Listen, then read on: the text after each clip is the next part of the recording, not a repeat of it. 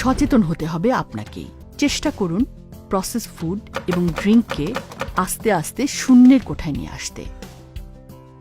বাড়িতে খাবার তৈরির চেষ্টা করুন খাদ্য সামগ্রী যথাসম্ভব প্রাকৃতিক ও তাজা অবস্থায় খেতে। ফল, কাঁচা শাকসবজি, বিন, বাদাম এসব খেতে অভ্যস্ত হন। এমন বা আখরোটের মতো দামি বাদামের পাশাপাশি আপনার জন্য কিন্তু চীনা বাদাম বা মিষ্টি কুমড়োর বীজের মতো সস্তা অপশনও আছে। খেতে পারেন খেজুর। আমাদের দেশে এখন 100 রকমের খেজুর পাওয়া যায় বিভিন্ন দামে। কফি বা ফিজি ড্রিঙ্কের বদলে ডাব, তরমুজ বা শশা খান। রাস্তার মোড়ে মোড়ে এখন ডাব বিক্রি হয়।